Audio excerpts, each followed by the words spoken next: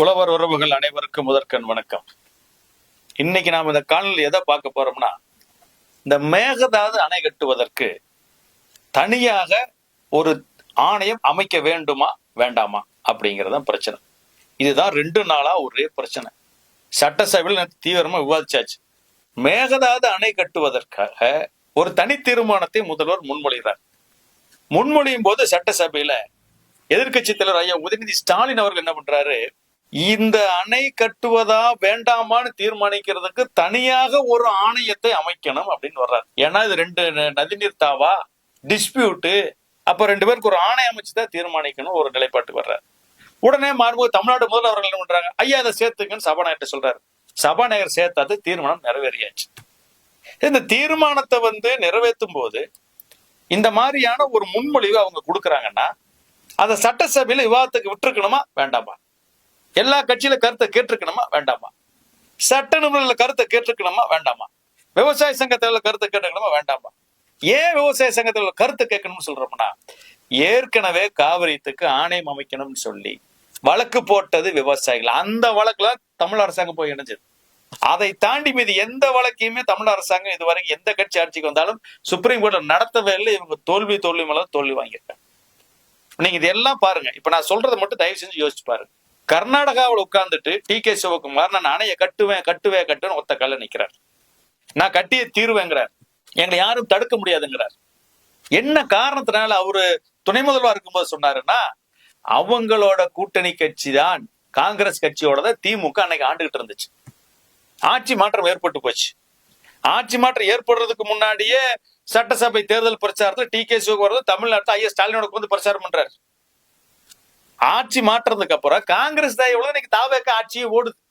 அப்ப அவர் சொல்றாரு, கர்நாடகாவுக்கு வந்துட்டு எங்க தயவுல தமிழ்நாடு அரசாங்கமே நடந்துட்டு இருக்குது, விஜய் ஆட்சி செஞ்சுட்டு இருக்காரு, எனக்கு அவர் டீல் பண்றது பிரச்சனை இல்லை, நான் அவர் ஈஸியா டீல் பண்ணிடுவேன் அப்படின்னு சொல்றாரு.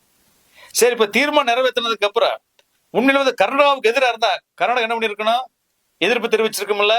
இதுவரைக்கும் எதிர்ப்பு தெரிவிச்சிருக்கா? தெரிவிக்கவே இல்லை. ஏன் தெரிவிக்கல அப்படின்னு கேட்டா, ஏற்கனவே 177 டிஎம்சி நம்மளுக்கு ஒதுக்கியாச்சு. அது 15 ஆண்டுகளுக்கு அமல்ல இருக்கும். அந்த 15 ஆண்டுகள் அமல் இருக்கும் போது 4 மாநிலங்களுடைய ஒப்புதல் இல்லாம அணை கட்ட முடியாதுன்னு சொல்லி தீர்ப்புல தெளிவா இருக்குது. அப்படி இருக்கும்போது அணை கட்ட வர்றாங்க. அந்த பாயிண்ட வச்சு வழக்கு நடத்தி உச்சநீதிமன்றத்துல ஜெயிச்சிருவாங்கன்னா, திமுக ஆட்சி காலத்துல அந்த வழக்கை சரியா நடத்தாம விட்டாங்க. ஏன்னா இவங்க செந்தில் பாலாஜி மீது வழக்கு, அமலாக்கத்துறை வழக்கு, மணல் கடத்தல் வழக்கு எல்லாம் தீவிரமா மூத்த வழக்கறிஞரை வச்சு இங்கிருந்து ஒரு படையே போய் மூத்த வழக்குகளுக்கு குறிப்பெடுத்து கொடுத்து வழக்கு நடத்துச்சு. ஆனா தமிழ்நாட்டோட உரிமை பிரச்சனை, காவிரி பிரச்சனைக்கு அங்க ஒரு மூத்த வழக்கறிஞர் இருக்கிறார், தமிழரசோட இளம் வழக்கறிஞர் இருக்கிறார். ஆனா குறிப்பும் இல்ல, ஒண்ணும் இல்ல, தமேனு போய் நிக்கிறாங்க. கர்நாடகா சீரட்டு கட்டி தரமா இறங்குது, அதிகாரிகள் இறங்குறாங்க, பக்கா வழக்கு நடத்துறாங்க. நம்ம விட்ட இடத்துல அந்த ஓட்டை பெருசாக்கி வழக்க ஜெயிச்சுட்டு போயிட்டாங்க.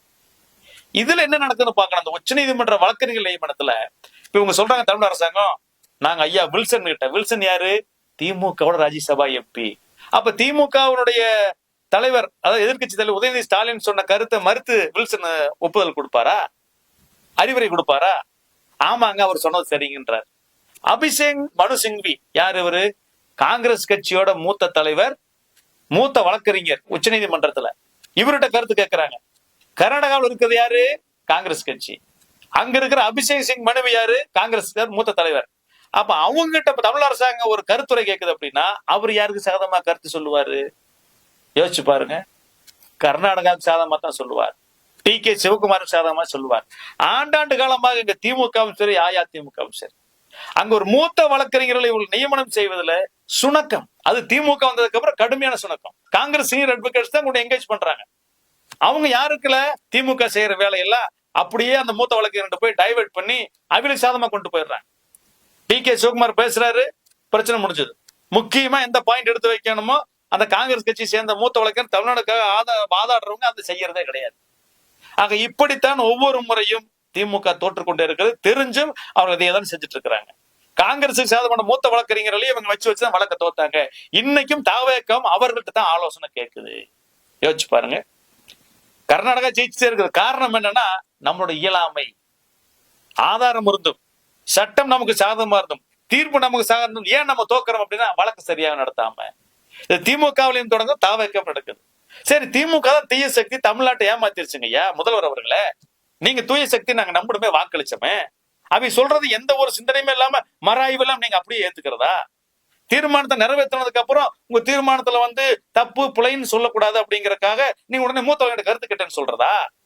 ஏன் இதே கூட்டணி கட்சியில் இருக்கிற மதிமுக, சிபிஎம், எல்லா விவசாய சங்கங்கள், பாட்டாளி மக்கள் கட்சி, எதிர்கட்சி எல்லாமே வேண்டாம்னு சொல்றோமே, அஇஅதிமுக வரைக்கும் இது தப்பான தீர்மானம்னு சொல்றோமே.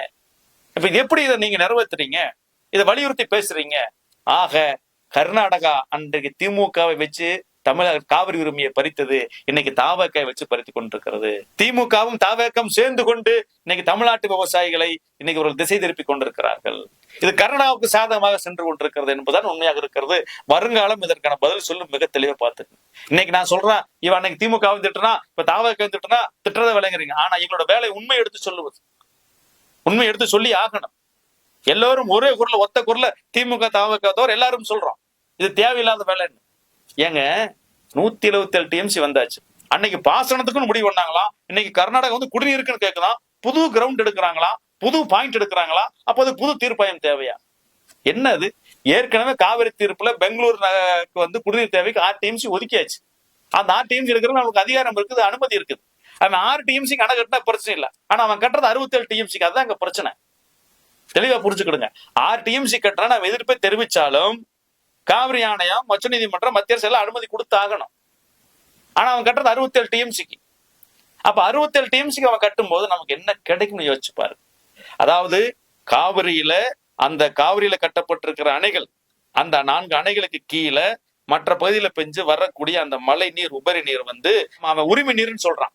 நாம் ஒவ்வொரு முறையும் சொல்றோம் நமக்கு ஒதுக்கப்பட்ட நீர் அவங்க கொடுக்கலன்னு. அவங்க சொல்றாங்க கொடுத்தாச்சு. எதை வச்சு சொல்றாங்கன்னா மழை காலத்துல வரக்கூடிய அந்த உபரி நீரைத்தான் நாங்க கொடுத்தாச்சுன்னு சொல்றாங்க. அது கணக்குல வச்சாச்சுன்னு சொல்றாங்க. அதை விட அதிகமாவே கொடுத்தாச்சுன்னு சொல்றாங்க. அதுக்கு அவையிலே தீர்ப்பாயத்தை கேட்கலையா? கர்நாடகாவே கேட்கல, சுப்ரீம் கோர்ட்டே சொல்லல. ஏதோ உபரி நீர் தான் வந்துட்டு இருக்குது. இதையே காவிரி ஒழுங்காற்றுக்குள்ள அதை மறுத்துக்கிட்டு ஏத்துக்காம ஒவ்வொரு முறை பாத்தீங்கன்னா நீ மாதாந்தர் ஒதுக்கப்பட்டதை குடுன்னு சொல்லுது. அப்ப காவிரி ஆணையம் ஏத்துக்கல, ஒழுங்காற்றுக்குழு ஏத்துக்கல. கர்நாடகா வர கோரிக்கையான இந்த கோரிக்கையை போய் நீங்க கர்நாடகா வச்ச கோரிக்கை அடுத்த ஸ்டெப், அதுக்கு முன்னேற்றம் கொடுக்குற மாதிரி போய் நீங்களே ஆணையம் என்ன கேட்கறீங்க? எவ்வளவு பெரிய மோசமானதுன்னு யோசிச்சு பாருங்க. ஏதாவது சிந்திக்கிறாங்களா, ஆலோசனை? ஒண்ணுமே இல்லை ஐயா. காவிரி என்பது ஒரு ஆறு அல்ல, தமிழ்நாட்டின் அடையாளம். பொன்னிவள நாடு, காவிரி நாடு. இதை நம்பிதான் தமிழ்நாட்டு இருக்குது. தண்ணி இன்னைக்கு தமிழ்நாடு ஒரு மலைமறைவு மாநிலமா இருக்குது. காவிரியில் வர தண்ணியை வச்சுதான் 27 மாவட்டங்களுக்கு குடிக்கிறோம், விவசாயம் பண்றோம். ஏற்கனவே 25 லட்சம் ஏக்கரா அந்த பாசன பண்ண 6 லட்சமா குறிச்சு கிடக்குது. 2 லட்சம் ஏக்கரமா இருந்த கர்நாடகோட பாசன பண்ண 30 லட்சம் ஏக்கர் உயர்ந்திருக்கிறது. யோசிச்சு பாருங்க நிலைமை. ஆக இவங்க சேம் சைடு கோல் அடிச்சிருக்காங்க கர்நாடகாவுக்காக. திமுகவும் தாவகம் இந்த வேலைக்கு தான் செஞ்சிருக்கிறாங்க. இது கடுமையாக தமிழ்நாட்டு விவசாயிகளை காவிரி உரிமையை பாதிக்கக்கூடியது. எனவே தமிழ்நாடு முதல்வர் அவர்கள் உங்கள் கூட்டணி கட்சிகள் சொல்வது தயவு செஞ்சு கேளுங்க. சிபிஎம் சொல்லிட்டாங்க, சிபிஐ சொல்லிட்டாங்க, தமிழ்நாடு விவசாயிகள் சங்கம் சொல்லுது, தமிழக விவசாயிகள் பாதுகாப்பு சங்கம் நாங்களும் சொல்லுகிறோம், வைகோ ஐயா சொல்றாரு, எல்லாரும் சொல்றோம். தயவு செஞ்சு அந்த தீர்மானத்துல அது இருந்து நீக்கிருங்க. நீக்கிட்டு ஒரு திருத்தத்தை கொண்டு மேகதாது அணை கட்டக்கூடாது அப்படிங்கறத நீங்க தயவு செஞ்சு மத்திய அரசுக்கு அனுப்பணும். நாமளே கர்நாடகாவுக்கு சாதகமான பாயிண்ட் எடுத்து கொடுத்துருக்கிறோம் ஐயா. இது தமிழ்நாட்டுக்கு மிக கடுமையான தீமையான விளைவுகளை ஏற்படுத்தக்கூடியது. நாங்களும் முழுசா படிச்சு பார்த்துட்டோம், ஆய்வு பண்ணி பார்த்துட்டோம். எங்களுக்கு மூத்த வழக்கறிஞர்கள் தமிழ்நாட்டிலும் இருக்கிறாங்க, டெல்லியிலும் இருக்கிறாங்க, சென்னையிலும் இருக்கிறாங்க. ஆக இன்னைக்கு தமிழ்நாடு அரசு எடுத்துக்கக்கூடிய முடிவு, இதுக்கு தனி தீர்ப்பாயம் வேணும் என்று எடுத்துக்கிற முடிவு என்பது தமிழ்நாட்டு விவசாயிகளுக்கு, தமிழ்நாட்டு நலன்களுக்கு உகந்தது அல்ல, ஏற்புடையதல்ல, எதிரானது என்பதுதான் உண்மையாக இருக்கிறது. இதை தாவகவும் திமுகவும் சேர்ந்து கர்நாடகா சேம் சைடு கோல் போட்டு வச்சிருக்கிறாங்க. கண்டிப்பாக மீண்டும் ஒரு ஆணையத்தை அமைக்க சொல்றீங்கன்னா அவங்க பாட்டு கட்டிட்டே இருப்பாங்க, அனுமதி கொடுத்துட்டே இருக்கான். அது கட்டுறதா வேண்டாம்னு பின்னாடி தீர்மானிக்க சொல்ல மாட்டாங்க. அது ஸ்டே கொடுக்காது சுப்ரீம் கோர்ட். அது அந்த இஷ்யூஸ் அங்க இருக்குது. அந்த இஷ்யூ போய் நீங்க தீர்ப்பாயத்தில் டீல் பண்ணிக்கங்க. தீர்ப்பாயம் கட்ட வேண்டாம்னு சொல்லுச்சுன்னா கட்டாத, கட்டுன்னு சொல்லுச்சுன்னா கட்டு, என்கிட்ட வராதுன்னு சுப்ரீம் கோர்ட் சொல்லும். முடிஞ்சு போச்சா கதை. ஆக இந்த மாதிரியான சிக்கல்கள் உச்ச நீதிமன்றத்துல இருக்கிறது. அங்கு வழக்காடுவது தொடர்ச்சியாக சரியில்லை. திமுக ஆடி தோத்த ஆட்டத்தை அதே அணுகுமுறையை நீங்களும் அணுகிறீர்கள். ஆக முதல்வர் அவர்களே, தயவு செஞ்சு விவசாயிகளிடம் கருத்து கேளுங்கள், நிபுணர்களிடம் கருத்து கேளுங்கள். அந்த தீர்மானத்தை திரும்ப பெறுங்கள், திருத்தம் செய்யுங்கள். மத்திய அரசுக்கு சரியான தீர்மானத்தை அனுப்ப வேண்டுமாய் தமிழக விவசாயிகள் பாதுகாப்பு சங்கத்தின் சார்பில் நான் உங்களை வலியுறுத்தி கேட்டுக்கொள்கிறேன்.